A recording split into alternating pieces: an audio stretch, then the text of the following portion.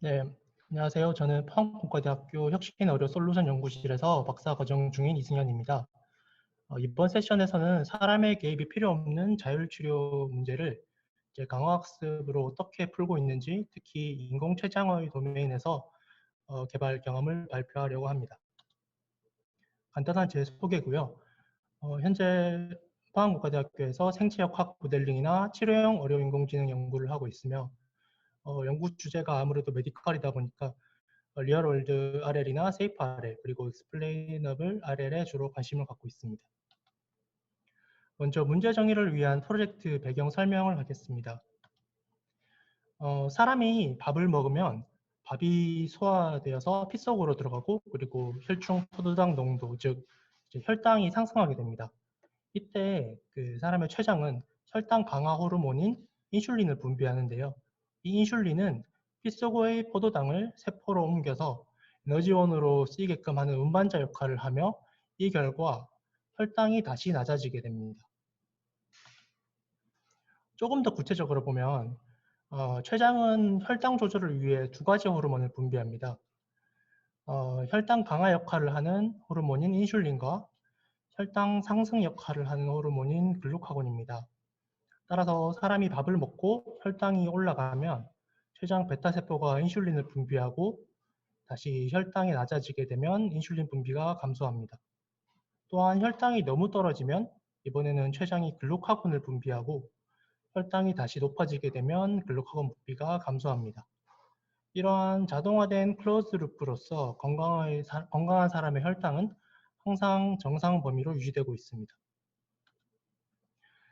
당뇨병 환자는 이 루프에서 선천적으로 인슐린이 전혀 분비되지 않거나 후천적인 문제로 분비되더라도 작용을 하지 않는 경우입니다. 인슐린이 혈당 강화 호르몬이니 이 부분에 문제가 생기면 혈당이 낮아지지 않겠죠. 때문에 당뇨병 환자는 늘 높은 혈당 상태가 됩니다. 인슐린이 전혀 분비되지 않는 당뇨병은 아직은 불치병이기 때문에 이를 관리하기 위한 많은 의료기기들이 개발되고 빠르게 발전되어 왔습니다. 제가 느끼기에는 의료기기 중에서 정말 환자 중심적이면서도 기술 도입이 빠른 분야 중에 하나인데요. 예를 들어 연소혈당 측정기는 하루에 4회에서 7회의 체열침을 찌르는 고통을 줄여주었고, 휴대용 인슐린 펌프는 하루에 4회의 주사가 주는 고통을 줄여주었습니다. 이러한 당뇨병 관리의 궁극적인 목표가 바로 인공췌장입니다. 인공췌장은 앞서 말씀드린 이제 사람의 건강한 췌장의 혈당 조절 기능을 그대로 모사하는 외부 시스템을 말하는 것으로, 연소혈당 측정기, 그리고 호르몬 펌프, 그리고 제어 알고리즘, 이렇게 세 가지의 외부적인 루프로 이루어지는 시스템을 말합니다. 잠깐 이해를 돕고자 다른 이야기를 하면, 자율주행의 경우에는 총 6단계가 있는데요. 사람이 모든 판단에 개입하는 0단계부터 모든 판단 그리고 모든 조건에서 자동화되는 완전 자율주행의 5단계까지 있습니다. 그래서 아시다시피 현재 많은 기업들에서 뛰어들어서 이런 5단계를 목표로 활발하게 연구를 하고 있죠. 인공췌장은 자율주행과 굉장히 유사한 6단계의 자율치료 목표를 가지고 있습니다. 그래서 1단계는 저혈당에서 펌프를 중단하는 것을 말하고, 2단계, 3단계는 예측을 통해서 미리 환자에게 위험을 경고하는 단계입니다.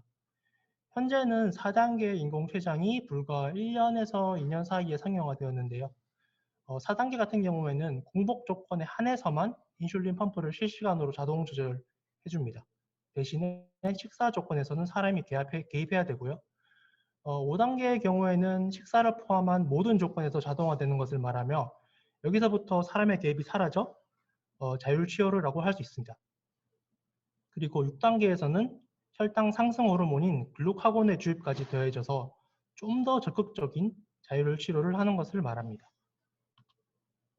그럼 자율치료가 왜 필요할까요?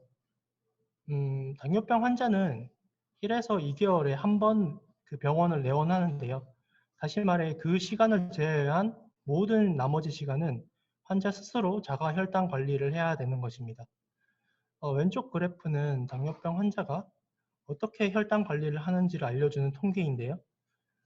자신이 당뇨병이란 것을 인지한 환자 자체가 애초에 적지만, 그 인지한다는 전제하에 그 당뇨병 환자들 중에 불과 32%만이 혈당 관리가 되고 있습니다.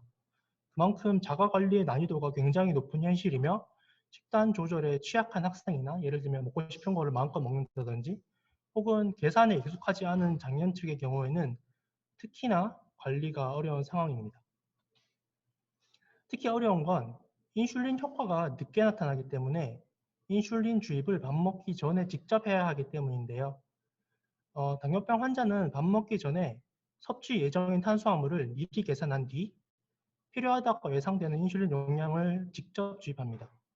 그리고 식후 혈당 관리 정도에 따라서 탄수화물 대비 미리 그 대비 필요한 인슐린의 비율을 스스로 경험적으로 수정을 해야 됩니다.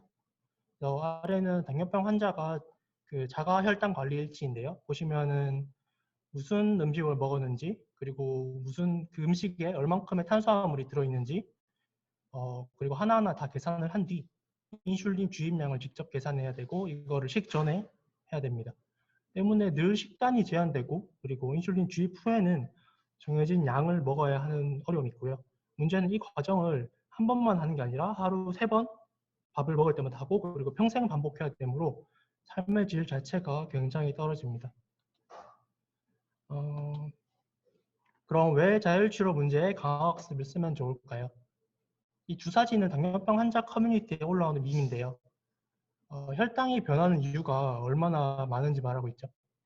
그리고 친구들이 아무렇지 않게 밥을 먹을 때 당뇨병 환자는 스스로 혈당 관리가 계산을 계속 해야 되니까 얼마나 혈당 관리하는 게 복잡한지가 잘 느껴지죠. 그래서 당뇨병 환자는 개인에 따라 인슐린 효과가 너무 다릅니다. 그리고 하루하루 컨디션에 따라서 효과가 바뀝니다. 그리고 생활 습관의 변화나 나이가 증가함에 따라서도 효과가 바뀌고요. 그리고 같은 칼로리 음식을 먹어도 안에 들어있는 영양분 상태에 따라서 혈당이 다르게 증가합니다. 다시 말해 사람이 하나하나 직접 신경 쓰거나 기존 알고리즘으로 해결하기에는 혈당 대사가 인과관계가 너무 복잡하고 예측 불가능하며 시간에 따라 변하는 문제이므로 강화학습과 같은 스토캐스틱한 문제를 풀 수 있는 학습 기반의 치료 알고리즘이 필요합니다. 그럼 강화학습에서의 문제 정의를 해볼까요? 먼저 당뇨병 환자가 환경이고요. 그 다음에 연소혈당 측정기로 혈당 정보를 상태로서 받으면 얼마나 혈당 관리가 잘 되는지가 보상이 됩니다. 이걸로 학습을 한 에이전트는 최적의 치료법을 학습하고 인슐린 주입량을 액션으로서 결정하게 됩니다. 그럼 이에 따라서 인슐린 펌프가 환자에게 최적의 인슐린을 주입하는 그런 루프 시스템입니다. 그래프에 익숙해지기 위해 만약에 보상이 고혈당, 그리고 정상혈당, 그리고 저혈당의 범위에 따라 주어진다고 가정한 간단한 토이 모델을 가정하면 다음과 같습니다. 저혈당 같은 경우에는 심해지면 환자가 단기간 쇼크사할 위험이 있어서 마이너스 2를 줄 수 있고 고혈당 같은 경우에는 수년간 지속될 경우 시각 상실이나 발을 절단해야 되는 합병증의 위험이 있어서 마이너스 1을 준다고 가정하겠습니다. 그러면 학습이 잘 된다면 먼저 음의 보상이 큰 저혈당 위험이 사라지겠고요. 더 진행된다면 고혈당도 사라지게 될 것입니다. 하지만 단순히 강화학습을 적용한다고 해서 문제가 풀리지는 않습니다. 인슐린은 주사 후에 약 1시간에서 최대 3시간 뒤에 효과가 나타나는 양리학적 효과 지연 문제가 있는데요. 때문에 완전 자율치료에서 단순히 혈당이 높을 때 음의 보상을 가지도록 스테이트 베이스드 보상 알고리즘을 설계하게 되면 현재 상태와 지연 효과의 개입으로 인해서 인슐린을 과잉 주입하는 문제가 생기고요. 따라서 약효가 아직 안 나타난 인슐린이 혈관에 쌓이게 되는 인슐린 스태킹 문제로 심각한 저혈당을 유발하게 됩니다. 따라서 완전한 자율치료에서는 늘 세이프티를 고려한 저혈당 예방이 필수적입니다. 또 다른 문제는 몸이 반응하는 인슐린 감수성이 사람마다 되게 크게 다르다는 점인데요. 같은 사람에서도 문제는 아침, 점심, 저녁으로 인슐린 감수성이 달라지며 컨디션에 따라서 달라진다는 점입니다. 예를 들면 운동을 하면 변하고 술을 마시면 변하고 스트레스를 받으면 또 변합니다. 때문에 자율치료를 위해서는 이러한 감수성 변동에도 강건한 치료 효과가 보장되어야 합니다. 그래서 저는 바이오인스파이어드 RL 디자인이라는 생체 모방 강화학습 설계를 고안하였습니다. 강화학습에서 디스카운트 팩터는 여러 가지로 해석이 가능한데요. 수렴을 위한 트릭으로서도 사용이 되고요. 그리고 감가상각으로서 가치 환원의 관점으로서도 해석이 가능하고 또는 불확실성의 관점으로서도 볼 수가 있습니다. 여기서는 디스카운트를 행동의 영향의 관점에서 해석을 합니다. 그래서 일반적으로 현재 행동은 먼 미래보다 가까운 보상값에 더 큰 영향을 줬다고 볼 수 있죠. 그리고 이 물방울의 파고처럼 영향력은 시간이 지남에 따라서 옅어지고 따라서 현재 행동을 평가하기 위해서는 미래 보상값은 해당 시점에서 남아있는 잔여 영향력만큼을 스케일링하여 고려하는 관점입니다. 다시 말해서 디스카운트 팩터를 일종의 행동 평가를 위한 이제 temporal attention horizon으로 볼 수가 있습니다. 이제 다시 당뇨병 도메인으로 가서 앞서 문제에서 언급한 인슐린의 양리학적 효과 지연은 피하에 주입된 인슐린이 혈관으로 퍼지고 다시 혈관에서 세포에 도달하기까지의 지연으로 나타나는데 이러한 지연은 인슐린 활성도 프로파일이라는 곡선으로 나타낼 수가 있습니다. 인슐린 활성도 프로파일은 체내에 주입된 인슐린이 시간에 따른 혈당 강화 효과 곡선인데요. 병원에서 혈당 클래프 테스트로 측정이 가능하긴 합니다. 앞서 말한 시간적 영향력 관점의 디스카운트는 시간에 따른 약효와 굉장히 유사한 개념을 가진다고 볼 수가 있죠. 따라서 저는 기존의 디스카운트 팩터에 인슐린 활성도를 추가하는 방법을 사용하기로 하였습니다. 이때 활성도 프로파일을 그대로 사용하기보다는 추후에 학습이나 그리고 변경에 용이하도록 감마 디스트리뷰션으로 파라미터화한 뒤 그리고 디스카운트로 사용할 수 있도록 0에서 1 사이로 정규화를 하였습니다. 5단계 자율 치료는 공복과 식후 모든 조건에서 이루어져야 하는데요. 때문에 저는 두 경우를 동시에 고려하고자 각각 다른 보상과 다른 디스카운트를 사용하였습니다. 먼저 식후 조절을 위해서는 숏텀 보상으로서 혈당 변화의 레이트를 활용하였고 그리고 공복 조절을 위해서는 롱텀 보상으로서 혈당 변화 그러니까 혈당 누적 변화를 의미하는 혈당 레벨을 활용하여 보상으로 주었습니다. 그리고 디스카운트로서는 식후 혈당 조절은 인슐린 활성도에 해당하는 아까 보여드린 감마 디스트리뷰션 probability density function PDF를 사용했고 그리고 공복 조절로는 인슐린의 누적 활성도를 위해서 PDF를 적분한 이제 cumulative distribution function 그러니까 CDF를 사용하였습니다. 네. 그래서 지금까지의 그 양리학 기반 설계를 n스텝 리턴의 계산에 적용을 합니다. 이제 보시다시피 숏텀의 경우 그리고 롱텀의 경우에도 미래에 각각 아까 말씀드린 보상이 쭉쭉 들어오는데요.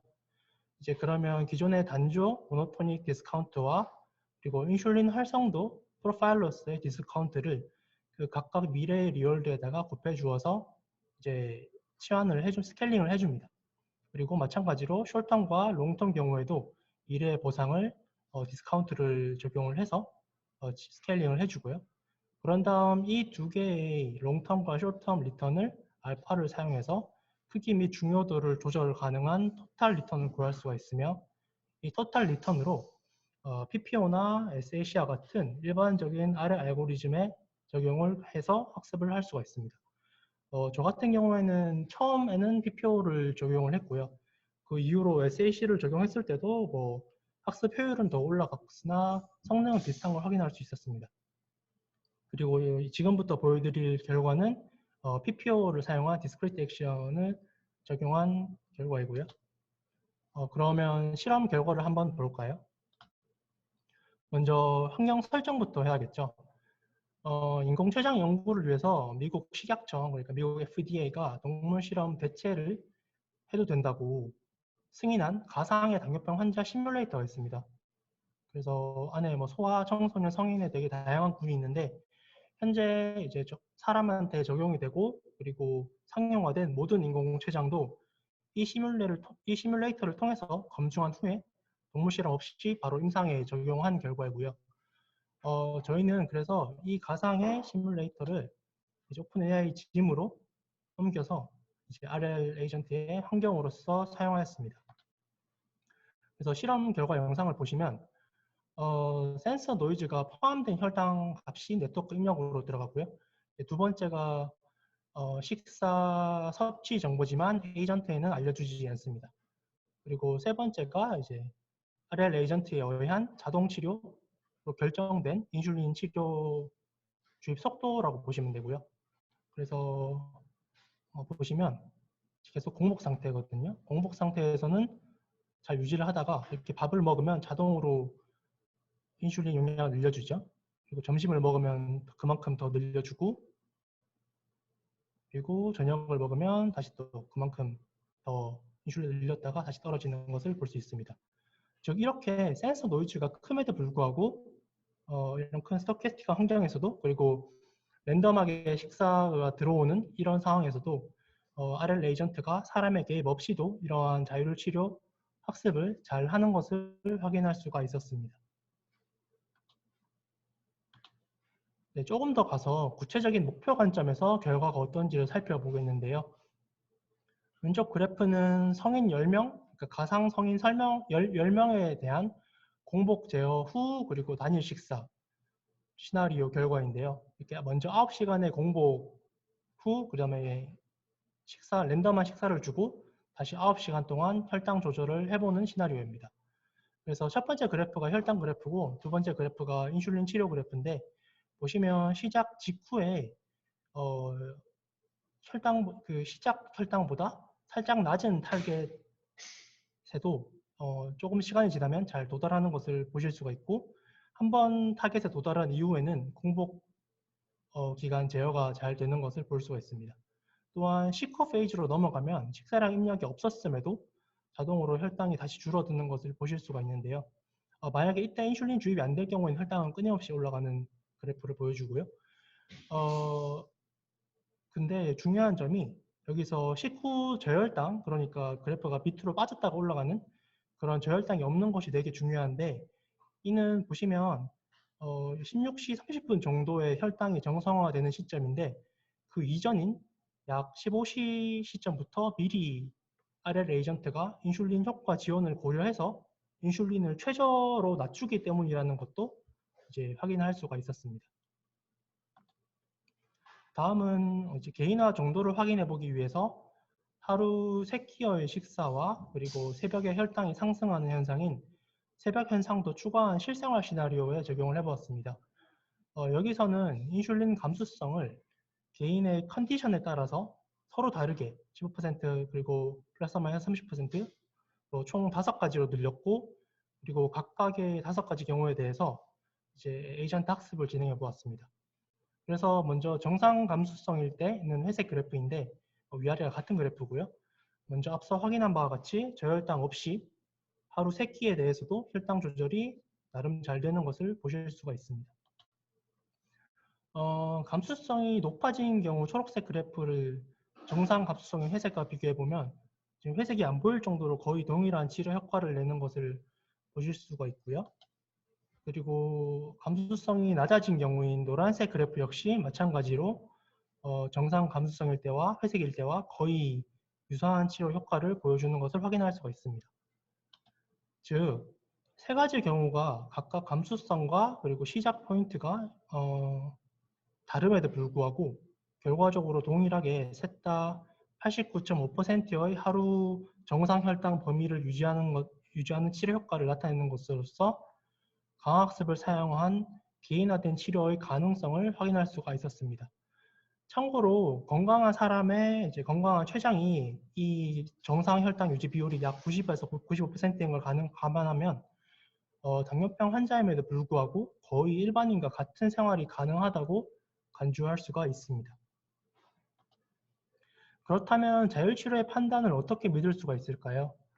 이를 위해 저는 Layer Wise Relevance Propagation이라는 LRP 분석법을 사용하였습니다.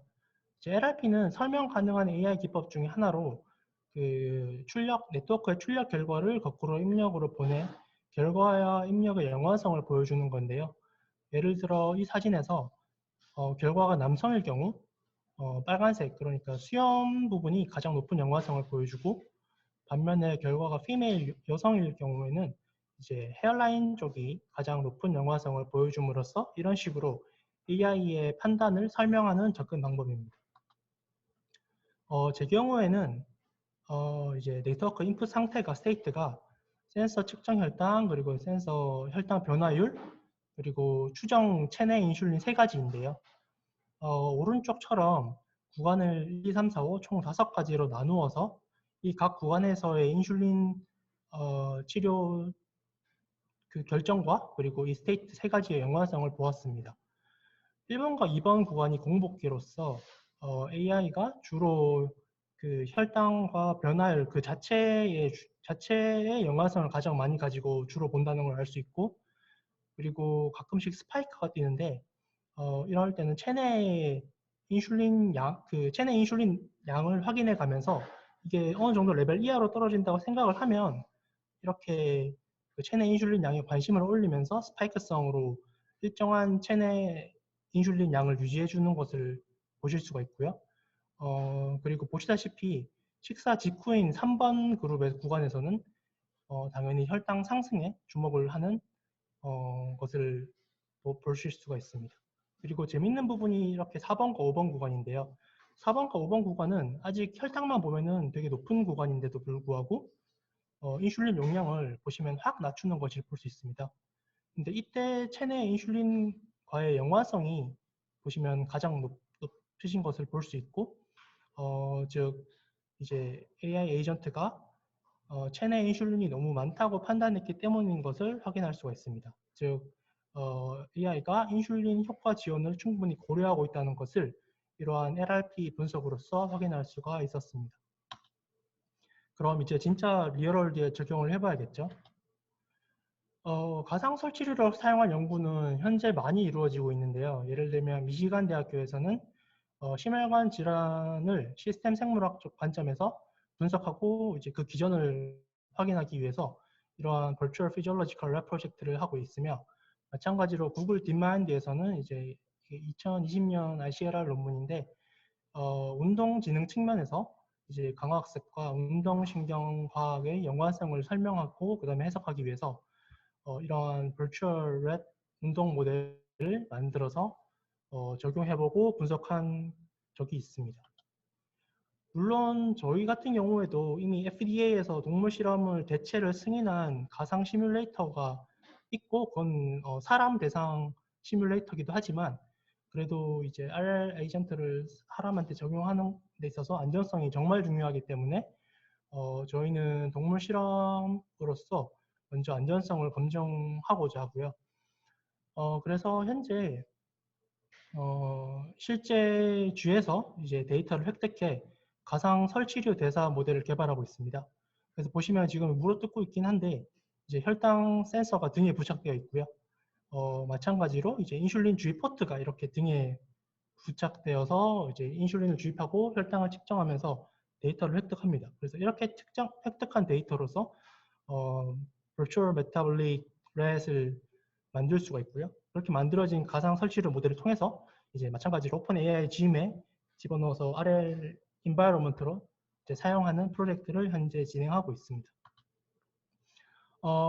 또한 실제 환자에 적용을 하기 위해서는 이제 스마트폰 기반의 뉴럴 네트 인퍼런스가 중요한데요. 이제 이를 위해서 현재 실제로 당뇨병 환자들이 너무 인공췌장이 상용화가 잘 안 되니까 직접 이제 어플리케이션을 만드셨어요. 그래서 당뇨병 환자들이 상용화되진 않았는데 직접 개발해서 사용하는 어플리케이션이 안드로이드 APS라고 있는데, 그런 안드로이드 APS에다가 저희가 이제 파이터치 모바일을 사용해서 이제 학습된 뉴럴넷을 임플먼트해서 이제 뉴럴넷 인퍼런스 기능을 그 안드로이드 APS 앱에다가 넣는 기능을 구현하고 있습니다. 그럼 사전에 학습된 네트워크가 스마트폰에 올라가고 실시간으로 들어오는 연속 혈당을 바탕으로 이제 최적의 학습된 이제 인슐린 결정값을 내면 그걸로 실제 환자가 사용하는 인슐린 펌프를 이제 제어하게 됩니다. 그래서 이러한 환경이 모두 갖춰지면은 향후 저희가 설치류를 대상으로 광학습을 사용한 자율실화가 정말로 효과가 있는지, 그리고 정말 중요한 게 안전한지를 검증할 예정입니다. 물론 앞서 이제 경환님께서 말씀 주신 것처럼 이제 리얼월드에서는 알고리즘적으로 해결해야 할 부분이 정말 많습니다. 그래서 저희가 개발하는 버추얼 렛 자체도 물론 정말 도움은 많이 되고 프리트레이닝 할 때도 도움이 많이 되겠지만 어디까지나 최저 안전 기준을 확보하기 위한 용도라고 생각하시면 되고요. 그래서 지금은 이제 이러한 세이프티 측면에서 알고리즘 개선 연구도 한참 수행 중에 있습니다. 네, 오늘 발표는 여기까지 하겠습니다. 들어주셔서 감사합니다.